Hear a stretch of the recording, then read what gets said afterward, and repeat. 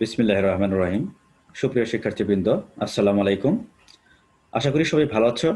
জাতীয় বিশ্ববিদ্যালয়ের অনলাইন ক্লাসে সবাইকে স্বাগতম। করোনাকালীন শিক্ষা কার্যক্রম চলমান রাখার স্বার্থে জাতীয় বিশ্ববিদ্যালয়ের উদ্যোগে অনলাইন ক্লাসে সংযুক্ত হতে পেরে আমি আনন্দিত। সবাইকে স্বাস্থ্যবিধি মেনে চলার আহ্বান জানাচ্ছি। আমাদের আজকের বিষয় ইতিহাস, প্রোগ্রাম স্নাতক সম্মান চতুর্থ বর্ষ, কোর্স কোড 241511। কোর্স শিরোনাম যুক্তরাষ্ট্রের ইতিহাস 1861 থেকে 1945 খ্রিস্টাব্দ পর্যন্ত। Lecture lecture number 12। লেকচার শিরোনাম দ্বিতীয় বিশ্বযুদ্ধের কারণ ও ফলাফল এবং দুই বিশ্বযুদ্ধের মধ্যবর্তী সময়ে যুক্তরাষ্ট্রের পররাষ্ট্রনীতি। আর আজকে তোমাদের সাথেই রয়েছে আমি কামরুজ্জামান আহমেদ, সহকারী অধ্যাপক 24 BCS, ইতিহাস বিভাগ, সরকারি সাদত কলেজ, করটিয়া, টাঙ্গাইল। প্রথমেই আমরা দ্বিতীয় বিশ্বযুদ্ধ সম্পর্কে ধারণা নেব।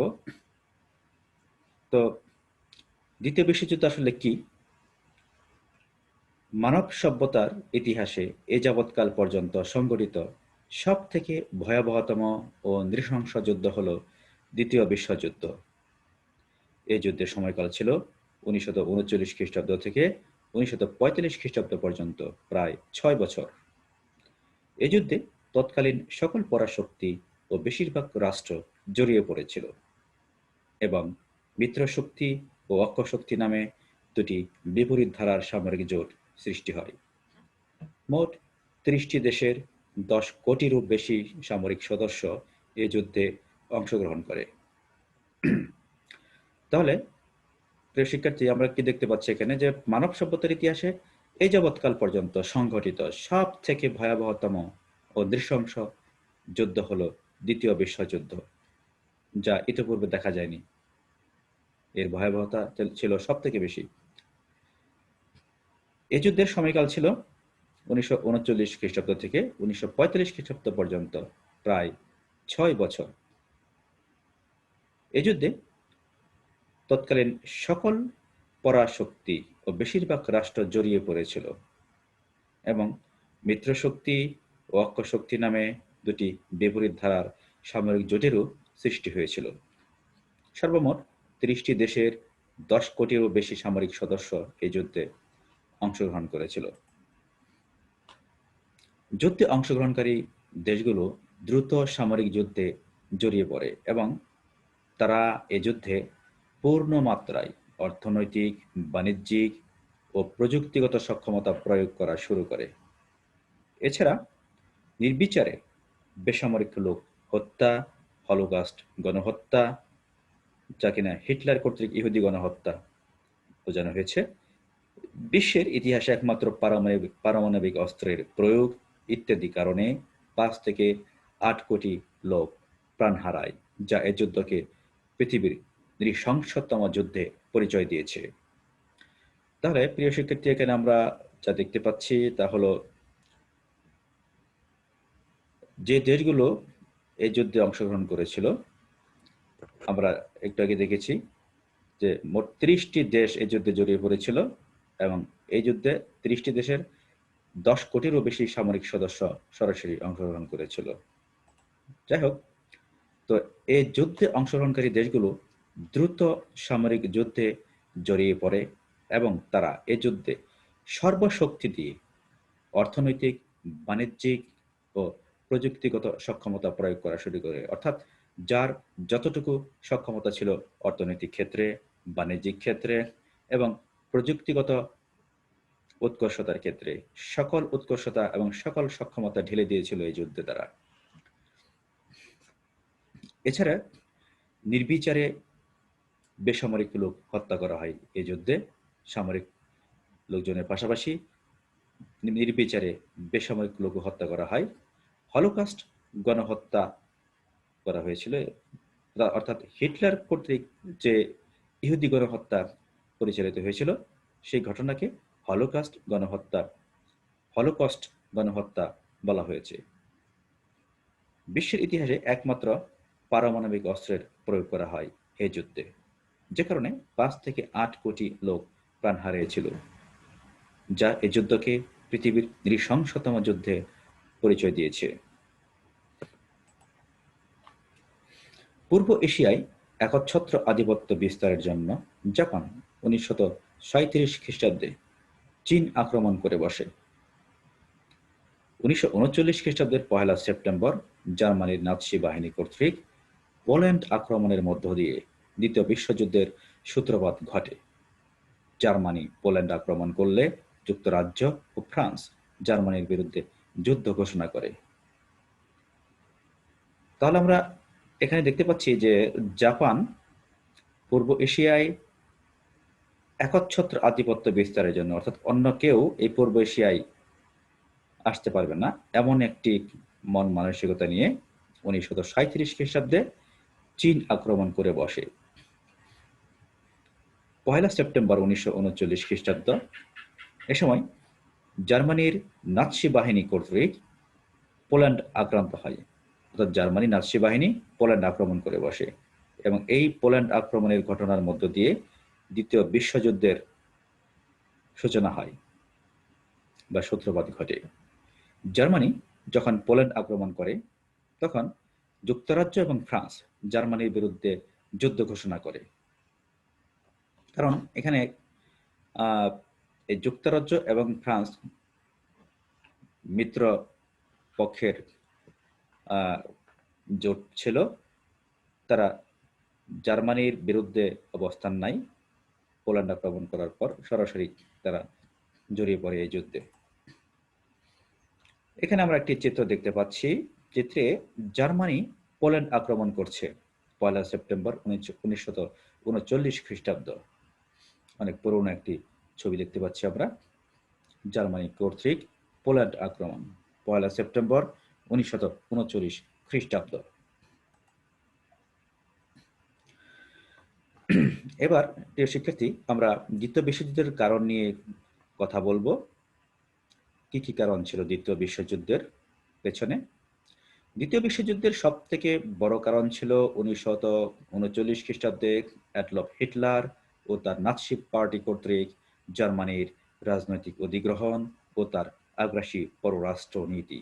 এছাড়া 1920-এর দশকের ইটালীয় ফ্যাসিবাদ এবং 1930-এর দশকে জাপান সাম্রাজ্যের প্রজাতন্ত্রী চীন আক্রমণও এ যুদ্ধের গুরুত্বপূর্ণ কারণ ছিল। জাপান ও জার্মানির স্বৈর শাসকগণ এ সকল সামরিক আগ্রাসন শুরু করলে অপরাপর দেশসমূহ যুদ্ধ ঘোষণা করে। তাহলে এই শিক্ষার্থী, এখানে আমরা যে জিনিসগুলো বুঝতে চাচ্ছি তা হলো 1939 খ্রিস্টাব্দে যে দ্বিতীয় বিশ্বযুদ্ধের শুরুটা হয়েছিল তার কারণ হিসেবে দেখা যাচ্ছে এখানে বড় কারণ ছিল 1939 খ্রিস্টাব্দে অ্যাডলফ হিটলার, যিনি কিনা জার্মানির নেতা ছিলেন এবং তার নাৎসি পার্টি শক্তিশালী নাৎসি পার্টি ছিল। সেই নাৎসি পার্টি কর্তৃক জার্মানির রাজনৈতিক অধিগ্রহণ ও তার আগ্রাসী পররাষ্ট্র নীতি দ্বিতীয় বিশ্বযুদ্ধের কারণ হিসেবে কাজ করেছিল। অর্থাৎ জার্মানি রাজনৈতিক ক্ষেত্রে প্রভাব বিস্তার করে বসে ব্যাপকভাবে হিটলার, এবং তিনি এই প্রভাব বিস্তার করার পরপরই আগ্রাসী পররাষ্ট্রনীতি গ্রহণ করেন প্রতিবেশী দেশগুলোর জন্য। এছাড়া 1920-এর দশকে ইতালিতে ফ্যাসিবাদের উত্থান ঘটে মুসোলিনির নেতৃত্বে এবং 1930-এর দশকে জাপান সাম্রাজ্যের প্রজাতন্ত্রী চীন আক্রমণ এই যুদ্ধের গুরুত্বপূর্ণ কারণ হিসেবে কাজ করে।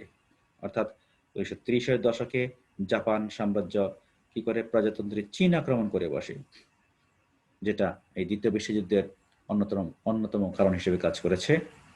জাপান ও জার্মানির স্বৈর শাসকগণ এই সকল সামরিক আগ্রাসন শুরু করলে অপরাপর দেশসমূহ প্রতিবাদ স্বরূপ তাদের বিরুদ্ধে এই যুদ্ধে জড়িয়ে পড়েছিল। প্রথম বিশ্বযুদ্ধের বিরাট ধ্বংসযজ্ঞ শেষ হওয়ার মাত্র 21 বছরের মধ্যেই নানা কারণে দ্বিতীয় বিশ্বযুদ্ধ শুরু হয়ে যায়।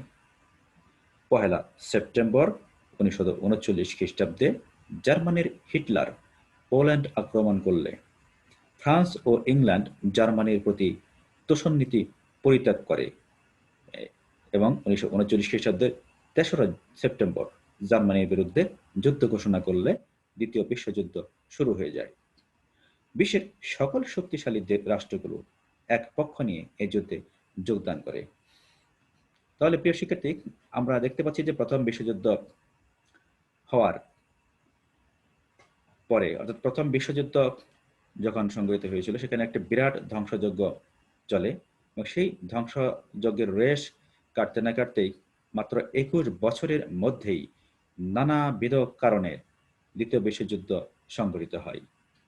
সেই 1 সেপ্টেম্বর 1939 খ্রিস্টাব্দে জার্মানির হিটলার পোল্যান্ড আক্রমণ করলে ফ্রান্স ও ইংল্যান্ড জার্মানির প্রতি তোষণ নীতি পরিত্যাগ করে, অর্থাৎ ফ্রান্স এবং ইংল্যান্ড জার্মানিকে একসময়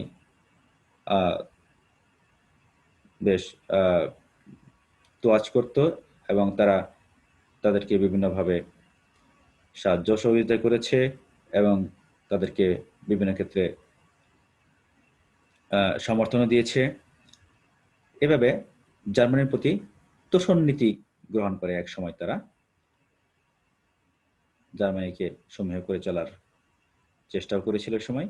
যাই হোক, তো জার্মানি যখন 1 সেপ্টেম্বর 1939 খ্রিস্টাব্দে পোল্যান্ড আক্রমণ করে বসে, তখন ফ্রান্স এবং ইংল্যান্ড সেই তোষণ নীতি থেকে সরে এসে 3রা সেপ্টেম্বর 1939 খ্রিস্টাব্দ জার্মানির বিরুদ্ধে যুদ্ধ ঘোষণা করে এবং এই যুদ্ধ ঘোষণার মধ্য দিয়েই দ্বিতীয় বিশ্বযুদ্ধ শুরু হয়ে যায় এবং বিশ্বের সকল শক্তিশালী রাষ্ট্র এক পক্ষ নিয়ে এই যুদ্ধে যোগদান করে। 1939 থেকে 1945 খ্রিস্টাব্দ পর্যন্ত সময় একটানা 6 বছর যাবৎ এশিয়া, ইউরোপ ও আফ্রিকার দেশগুলিতে এই ভয়ঙ্কর যুদ্ধ চলে। মিত্রশক্তির কাছে জাপানের নিঃশর্ত আত্মসমর্পণের মধ্য দিয়ে দ্বিতীয় বিশ্বযুদ্ধের পরিসমাপ্তি ঘটে। বিশ্বের প্রায় প্রতিটি দেশ প্রত্যক্ষ ও পরোক্ষভাবে এই বিশ্বযুদ্ধে ক্ষতিগ্রস্ত হয়। যাই হোক, এই যুদ্ধের কারণসমূহকে নিম্নোক্তভাবে ব্যাখ্যা করা যায়। তাহলে আমরা এখানে দেখতে পাচ্ছি যে দ্বিতীয় বিশ্বযুদ্ধটি এশিয়া, ইউরোপ এবং আফ্রিকার দেশগুলোতেও ছড়িয়ে পড়েছিল ব্যাপকভাবে এবং ভয়ঙ্করভাবে, এবং এইভাবে 1939 থেকে 45 খ্রিস্টাব্দ পর্যন্ত টানা 6 বছর চলেছিল এই যুদ্ধ এবং পরবর্তীতে মিত্র শক্তির কাছে জাপানের নিঃশর্ত আত্মসমর্পণের মধ্য দিয়ে দ্বিতীয় বিশ্বযুদ্ধের পরিসমাপ্তিও ঘটে। তো জাপান নিঃশর্ত আত্মসমর্পণ, শর্তহীনভাবে আত্মসমর্পণ করেছিল এই যুদ্ধে এবং দেখা গেল যে বিশ্বের প্রায় প্রতিটি দেশ প্রত্যক্ষ কিংবা পরোক্ষভাবে এই বিশ্বযুদ্ধে ক্ষতিগ্রস্ত হয় এবং কারণ যে সকল কারণে দ্বিতীয় বিশ্বযুদ্ধ সংঘটিত হয়েছিল সেগুলোকে আমরা এবার বিস্তারিতভাবে আলোচনা করার চেষ্টা করব। প্রিয় শিক্ষার্থী, প্রথমেই ভার্সাই সন্ধির কঠোরতা ও জার্মানির প্রতিশোধ স্পৃহা একটি গুরুত্বপূর্ণ কারণ হিসেবে কাজ করেছিল, অর্থাৎ ভার্সাই সন্ধির কঠোরতা এবং জার্মানির প্রতিশোধ স্পৃহা। ভার্সাই সন্ধির কঠোরতার মধ্যেই দ্বিতীয় বিশ্বযুদ্ধের বীজ নিহিত ছিল বলে ঐতিহাসিকগণ অভিমত প্রকাশ করেছেন। প্রথম বিশ্বযুদ্ধের পর বিজয়ী মিত্রশক্তি পরাজিত জার্মানির ওপর বিপুল পরিমাণ ক্ষতিপূরণের বোঝা চাপিয়ে দেয়। সন্ধির শর্তাদি নির্ধারণের সময় জার্মান প্রতিনিধিদের বাইরে রেখেই এবং তাদের মতামত উপেক্ষা করে তাদের সন্ধি স্বাক্ষরে বাধ্য করা হয়েছিল। এই একতরফা চুক্তি জার্মান জাতি কোনোভাবেই মেনে নিতে পারেনি, বিধায় তারা ভেতরে ভেতরে সামরিক শক্তিকে সুসংগঠিত করেছিল। তাহলে শিক্ষার্থী, এখানে যে বিষয়গুলো এসেছে তা হচ্ছে যে ভার্সাই সন্ধির কঠোরতার মধ্যেই দ্বিতীয় বিশ্বযুদ্ধের বীজ নিহিত ছিল, গুরুত্বপূর্ণ একটি বিষয় এটা। অর্থাৎ ভার্সাই সন্ধি যেভাবে হয়েছিল সেখানে অনেক ত্রুটি বিচ্যুতি পরিলক্ষিত হয়, সেই জার্মানির উপর অত্যন্ত অমানবিকভাবে এবং কঠোরভাবে বিভিন্ন শর্তাদি আরোপ করা হয়েছিল, যে কারণে বলা হচ্ছে যে সেই ভার্সাই সন্ধির কঠোরতার মধ্যে দ্বিতীয় বিশ্বযুদ্ধের বীজ নিহিত ছিল, অর্থাৎ দ্বিতীয় বিশ্বযুদ্ধকে উৎসাহিত করেছিল তাদের সেই শর্তগুলো। প্রথম বিশ্বযুদ্ধের পর বিজয়ী মিত্র শক্তিবর্গ পরাজিত জার্মানির ওপর, অর্থাৎ জার্মান পরাজিত হলে প্রথম বিশ্বযুদ্ধের পর, তখন তার উপর বিপুল পরিমাণ ক্ষতিপূরণের বোঝা চাপিয়ে দেয় মিত্র শক্তি। এবং এই যে ভার্সাই সন্ধি স্বাক্ষর করা হয়েছিল জার্মানির সাথে প্রথম বিশ্বযুদ্ধের পর, সেই ভার্সাই সন্ধির শর্ত নির্ধারণ করার সময় জার্মান প্রতিনিধিদের সেই সম্মেলন কক্ষে ঢুকতে দেওয়া হয়নি, তাদেরকে বাইরে বসিয়ে রাখা হয়েছিল এবং এমন অবস্থায় তাদের সকল মতামত উপেক্ষা করে তাদেরকে সন্ধি স্বাক্ষরে বাধ্য করা হয়েছিল, অর্থাৎ সন্ধির শর্তাদি তাদের অ্যাবসেন্সেই নির্ধারণ করা হয়। মিত্র শক্তিবর্গগুলো জার্মানির অনুপস্থিতিতেই সন্ধি শর্তগুলি নির্ধারণ করেন, কিন্তু যখন তাদেরকে সন্ধি শর্তগুলো স্বাক্ষরের জন্য ডাকা হয় সম্মেলন কক্ষে, তখন সরাসরি তারা সেখানে আপত্তি জানিয়েছিল, তা সত্ত্বেও সেগুলো মানা হয়নি। অনেকটা বাধ্য হয়ে জার্মান প্রতিনিধি সেই সন্ধি চুক্তি স্বাক্ষর করে যায়। এই একতরফা চুক্তি জার্মান জাতি কোনোভাবেই মেনে নিতে পারেনি। এ কারণে তারা ভিতরে ভিতরে ফুঁসতে থাকে এবং সামরিক শক্তিকে সুসংগঠিত করে তোলে।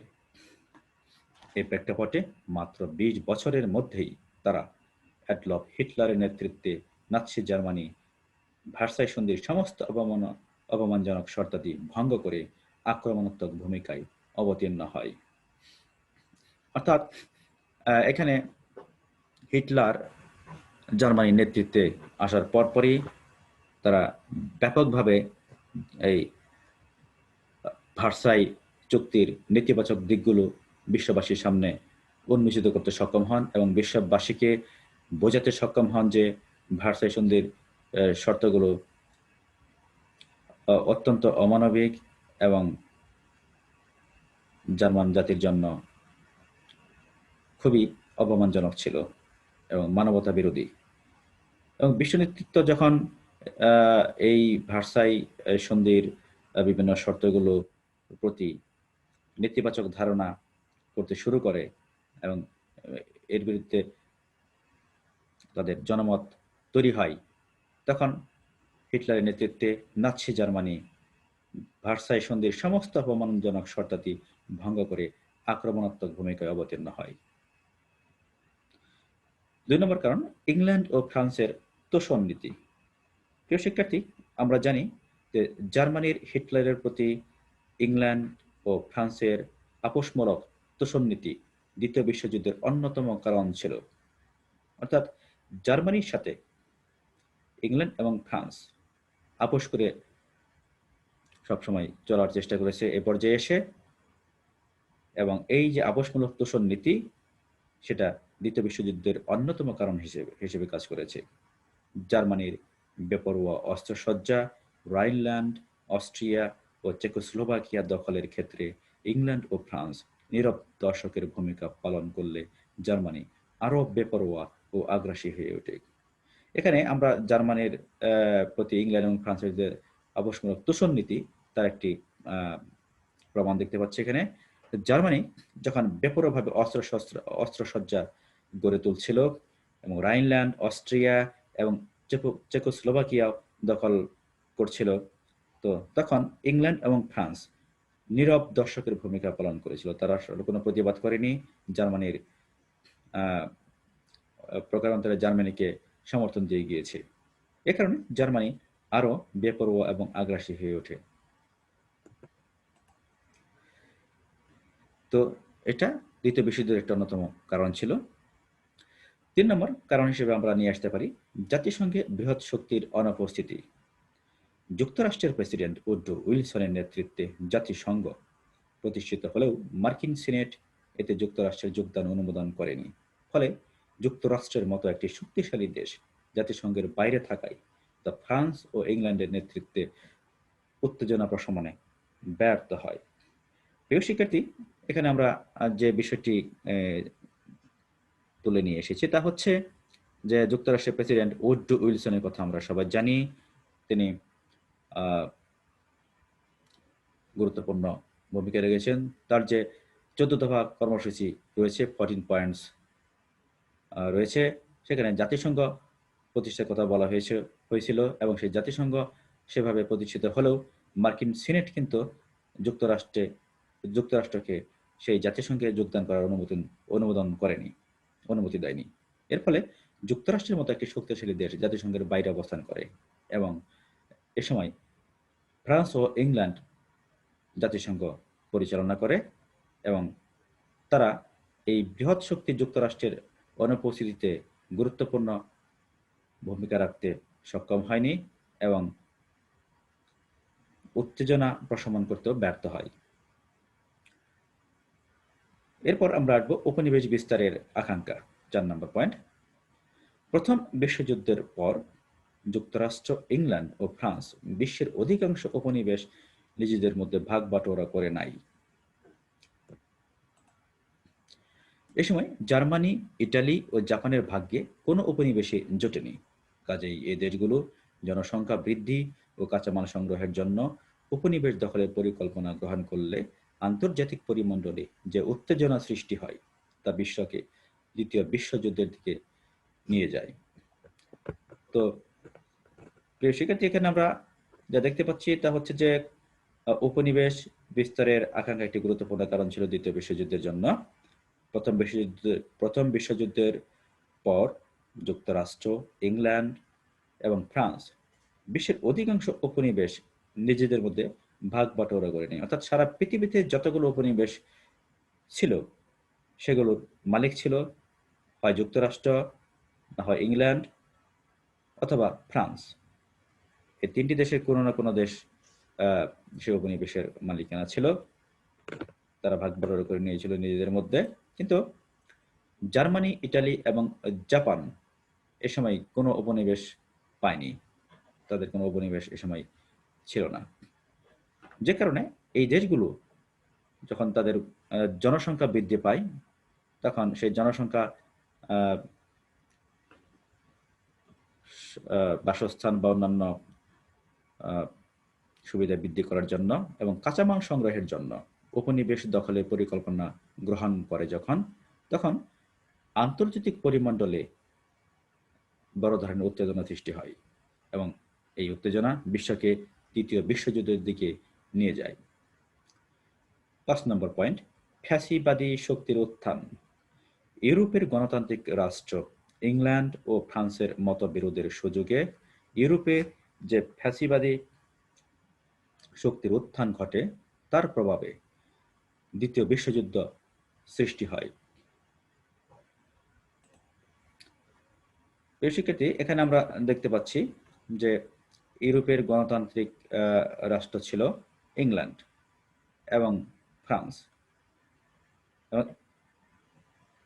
এদের মধ্যে মতবিরোধ সৃষ্টি হয়ে যায় বিভিন্ন কারণে। ইংল্যান্ড এবং ফ্রান্সের মধ্যে একসময় যুদ্ধও হয় ফ্রান্স ইংল্যান্ড। যাই হোক, তো এই সুযোগে ইউরোপে যে ফ্যাসিবাদী শক্তির উত্থান ঘটে ইটালিতে এবং জার্মানিতে মুসোলিনির নেতৃত্বে এবং ইটালিতে মুসোলিনির নেতৃত্বে এবং জার্মানিতে হিটলারের নেতৃত্বে ফ্যাসিবাদী শক্তির উত্থান ঘটে এবং এটি প্রভাবে দ্বিতীয় বিশ্বযুদ্ধ সৃষ্টি হয়। 6 নম্বর পয়েন্ট হচ্ছে জাতিসংঘের ব্যর্থতা। প্রথম বিশ্বযুদ্ধের পর আন্তর্জাতিক সমস্যার সমাধান ও বিশ্ব শান্তি প্রতিষ্ঠার জন্য যে জাতিসংঘ প্রতিষ্ঠিত হয়েছিল তার দুর্বল ভূমিকার কারণে গণতন্ত্রের বিপর্যয় ঘটে এবং ফ্যাসিবাদী এবং নাৎসিবাদী একনায়কতন্ত্রের উত্থান ঘটে, যা দ্বিতীয় বিশ্বযুদ্ধের পথ প্রশস্ত করে।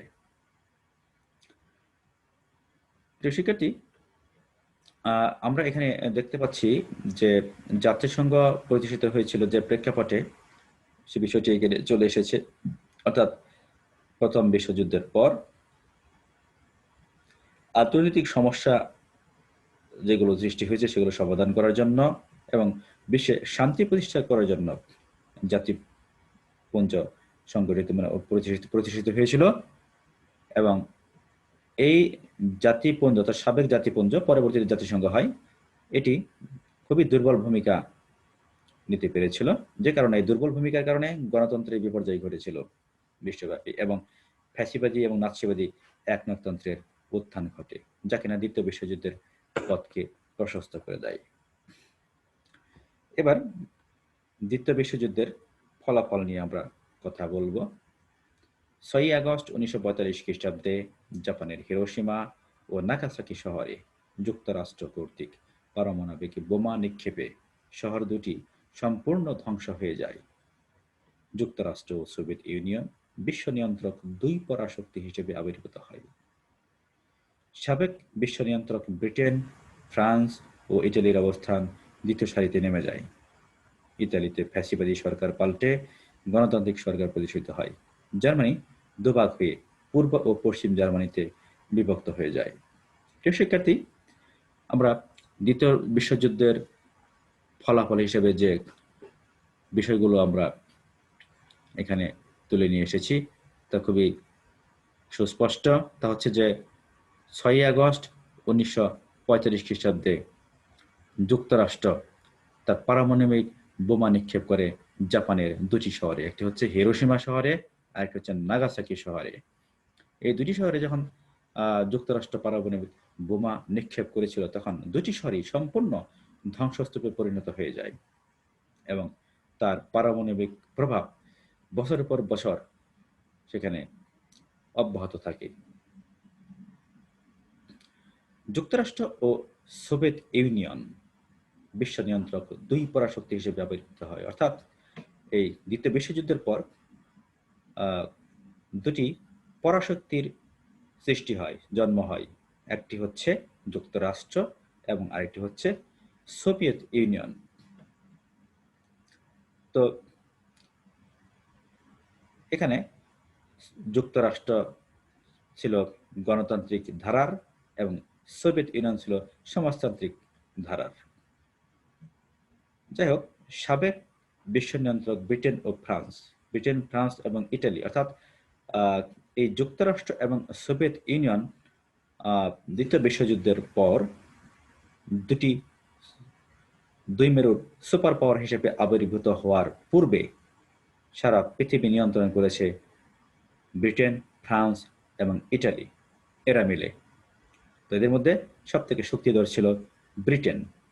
যাই হোক, দ্বিতীয় বিশ্বযুদ্ধের পর যখন যুক্তরাষ্ট্র এবং সোভিয়েত ইউনিয়ন দুটি সুপার পাওয়ার হিসেবে আবির্ভূত হয় তখন এরা দ্বিতীয় সারিতে নেমে যায়, অর্থাৎ ব্রিটেন, ফ্রান্স এবং ইটালি এদের অবস্থান এদের নিচে নেমে যায়, দ্বিতীয় সারিতে চলে আসে। ইতালিতে যে ফ্যাসিবাদী সরকার ছিল সেই ফ্যাসিবাদী সরকার পাল্টে সেখানে গণতান্ত্রিক সরকার প্রতিষ্ঠা লাভ করে এবং জার্মানি এ সময় দুভাগে বিভক্ত হয়ে যায়।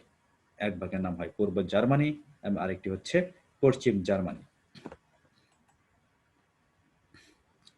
দ্বিতীয় বিশ্বযুদ্ধের পর সাম্যবাদী আদর্শ জনপ্রিয়তা লাভ করে। সোভিয়েত ইউনিয়ন সাম্যবাদী আদর্শের পথিকৃৎ হয় এ সময়।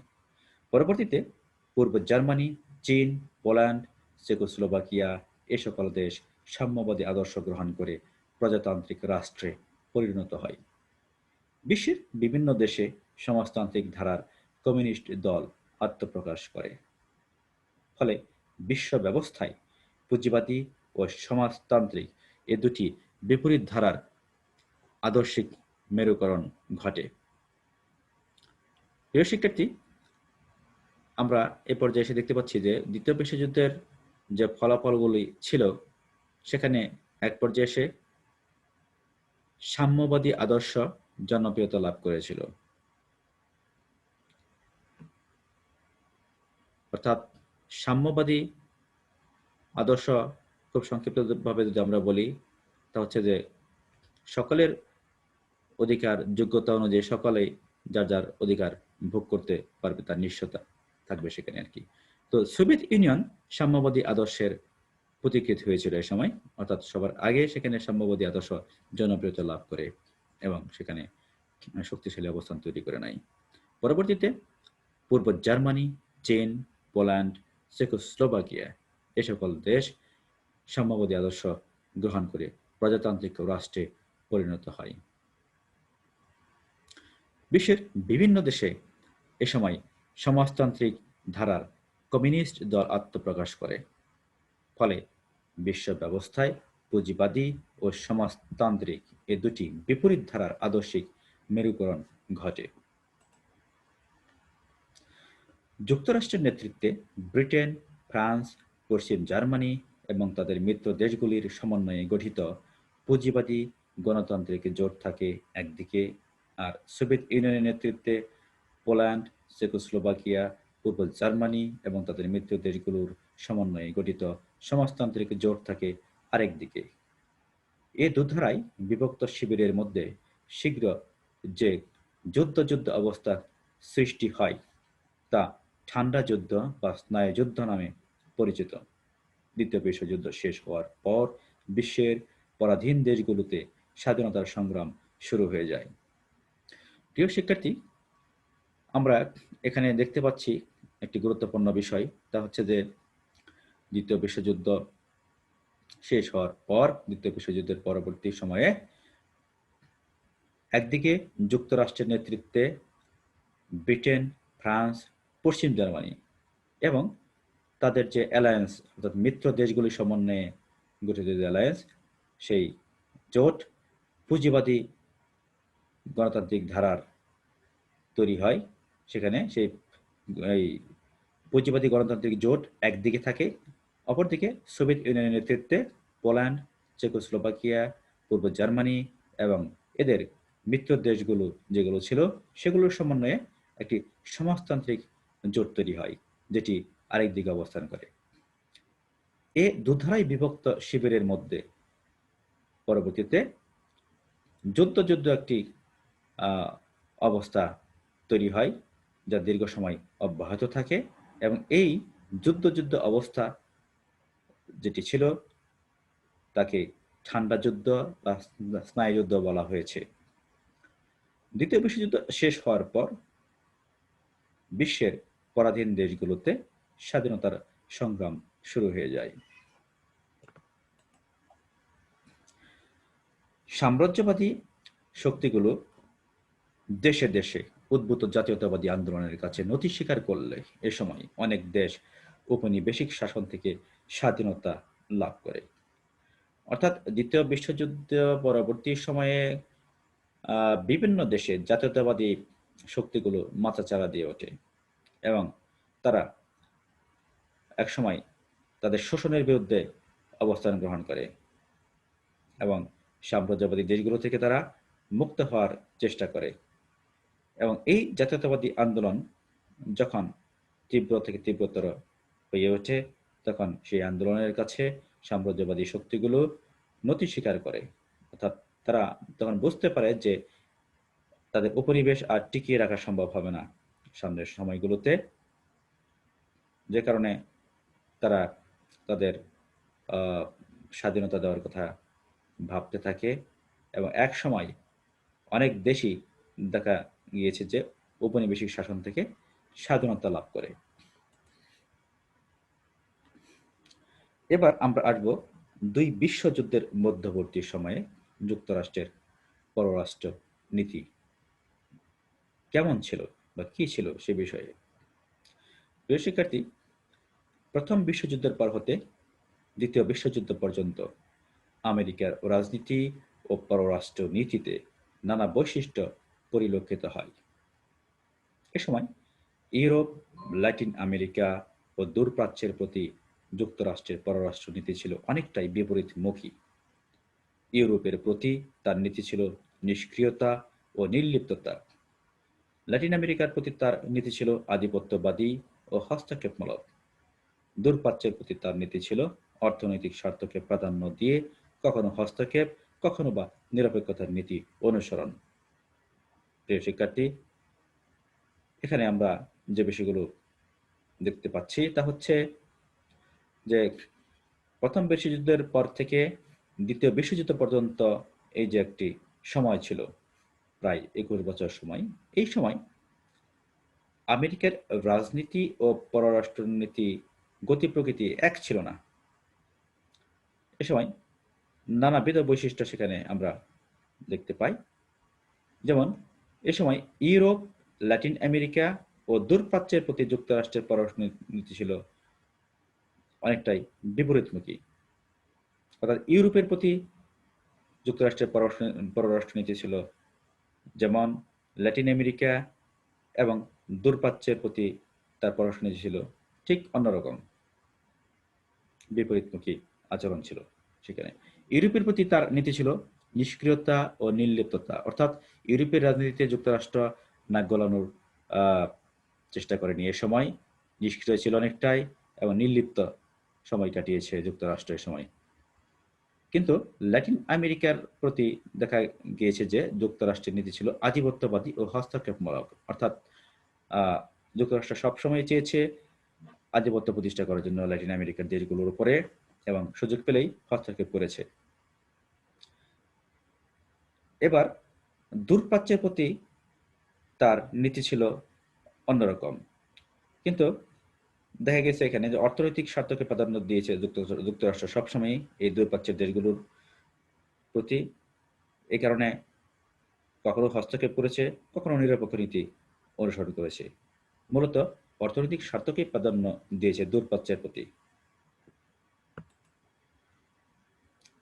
দুই বিশ্বযুদ্ধের মধ্যবর্তী সময় পর্যন্ত ইউরোপ ছিল বিশ্ব রাজনীতির কেন্দ্রবিন্দু, অর্থাৎ ব্রিটেনের নেতৃত্বে ইউরোপের রাজনীতি নিয়ন্ত্রিত হতো মূলত দুই বিশ্বযুদ্ধের মধ্যবর্তী সময় পর্যন্ত। এ কারণে এ সময় যুক্তরাষ্ট্র ইউরোপীয় রাজনীতি থেকে নিজেকে গুটিয়ে রেখেছিল। 1823 খ্রিস্টাব্দে প্রকাশিত মনরো ডক্ট্রিন অনুসারে যুক্তরাষ্ট্র ইউরোপের রাজনীতিতে হস্তক্ষেপ না করার ঘোষণা দেয়, এবং একই সাথে ইউরোপও যুক্তরাষ্ট্রের অভ্যন্তরীণ রাজনীতিতে হস্তক্ষেপ করবে না বলে যুক্তরাষ্ট্র আশাবাদ ব্যক্ত করে। দ্বিতীয় বিশ্বযুদ্ধের পূর্ব পর্যন্ত যুক্তরাষ্ট্র মনরো ডক্ট্রিনের এ নিরপেক্ষতা নীতিকে অনুসরণ করতে থাকে। প্রিয় শিক্ষার্থী, আমরা এখানে দেখতে পাচ্ছি যে দুই বিশ্বযুদ্ধের মধ্যবর্তী সময় পর্যন্ত ইউরোপ ছিল বিশ্ব রাজনীতির প্রাণকেন্দ্র এবং কেন্দ্রবিন্দু। এ সময় যুক্তরাষ্ট্র নিজেকে ইউরোপের রাজনীতি থেকে গুটিয়ে রেখেছিল, সরিয়ে রেখেছিল। 1823 খ্রিস্টাব্দে যখন মনরো ডক্ট্রিন প্রকাশিত হয়, তখন সেই মনরো ডক্ট্রিন অনুসারে যুক্তরাষ্ট্র ইউরোপের রাজনীতিতে হস্তক্ষেপ করবে না বলে ঘোষণা দেয়, এবং একই সাথে ইউরোপও যাতে যুক্তরাষ্ট্রের অভ্যন্তরীণ রাজনীতিতে হস্তক্ষেপ না করে সেজন্য আশাবাদ ব্যক্ত করে যুক্তরাষ্ট্র। এবং দ্বিতীয় বিশ্বযুদ্ধের পূর্ব পর্যন্ত যুক্তরাষ্ট্র মনরো ডক্ট্রিনের এই নিরপেক্ষতার নীতিকেই মূলত অনুসরণ করে চলে। কিন্তু দ্বিতীয় বিশ্বযুদ্ধের শুরুতে এসে যুক্তরাষ্ট্র ইউরোপের প্রতি তার নিরপেক্ষতার নীতি পরিত্যাগ করে ইউরোপের রাজনীতিতে হস্তক্ষেপ করা শুরু করলে আন্তর্জাতিক রাজনীতিতে নতুন মাত্রা যুক্ত হয়। যুক্তরাষ্ট্রের মতে সে শান্তিকামী হলেও তার পররাষ্ট্রনীতির লক্ষ্য হচ্ছে যে কোনো ধরনের আগ্রাসন থেকে বিশ্ব শান্তি রক্ষা করা। কাজেই শক্তির সাম্য রক্ষা করতেই যুক্তরাষ্ট্র দ্বিতীয় বিশ্বযুদ্ধে অংশগ্রহণ করে বলে অজুহাত দাঁড় করায়। দুই বিশ্বযুদ্ধের মধ্যবর্তী সময়ে ল্যাটিন আমেরিকার প্রতি যুক্তরাষ্ট্রের পররাষ্ট্রনীতি ছিল ইউরোপের প্রতি পরিস্থিত নীতির ঠিক বিপরীত। ল্যাটিন আমেরিকা যুক্তরাষ্ট্রের প্রভাব বলয়ের মধ্যে থাকায় তা যুক্তরাষ্ট্রের সম্প্রসারণ, অর্থনৈতিক প্রাধান্য অর্জন ও বিশ্ব শক্তি হিসেবে নিজেকে প্রতিষ্ঠার জন্য এ অঞ্চলের ওপর যুক্তরাষ্ট্র আধিপত্যবাদী ও হস্তক্ষেপমূলক পররাষ্ট্রনীতি বাস্তবায়ন করে। এবার দূরপ্রাচ্যের প্রতি যুক্তরাষ্ট্রের যা পররাষ্ট্রনীতি ছিল তা নিয়ে একটু কথা বলি। প্রথম দিকে দূরপ্রাচ্যের সাথে যুক্তরাষ্ট্রের সম্পর্ক প্রধানত বাণিজ্যিক থাকলেও পরবর্তীতে যুক্তরাষ্ট্রের জন্য তা সামরিক ও রাজনৈতিকভাবে গুরুত্বপূর্ণ হয়ে ওঠে। 1898 খ্রিস্টাব্দে স্পেন আমেরিকা যুদ্ধের মাধ্যমে যুক্তরাষ্ট্র স্পেনের উপনিবেশ ফিলিপাইন দখল করে নেওয়ার পর এশিয়ায় যুক্তরাষ্ট্রের স্বার্থ বৃদ্ধি পায়। ইতিপূর্বে এশিয়াতে বা প্রাচ্যে মূলত চীনের সঙ্গে যুক্তরাষ্ট্রের গুরুত্বপূর্ণ অর্থনৈতিক ও বাণিজ্যিক সম্পর্ক ছিল। যে সকল তথ্যসূত্র আমরা ব্যবহার করেছি এখানে তা হচ্ছে আমেরিকা যুক্তরাষ্ট্রের ইতিহাস, ডক্টর মোহাম্মদ আব্দুল কুদ্দুস শিকদার, আমেরিকার সংক্ষিপ্ত ইতিহাস, কাপি খান, www.wikipedia.org, www.whitehouse.gov, www.history.com, www.britannica.com, www.thoughtco.com। প্রিয় শিক্ষার্থী, আজ এ পর্যন্তই। ধন্যবাদ সবাইকে। আশা করি সবাই ভালো থাকবে এবং সুস্থ থাকবে। সবাইকে শুভকামনা। আল্লাহ হাফেজ।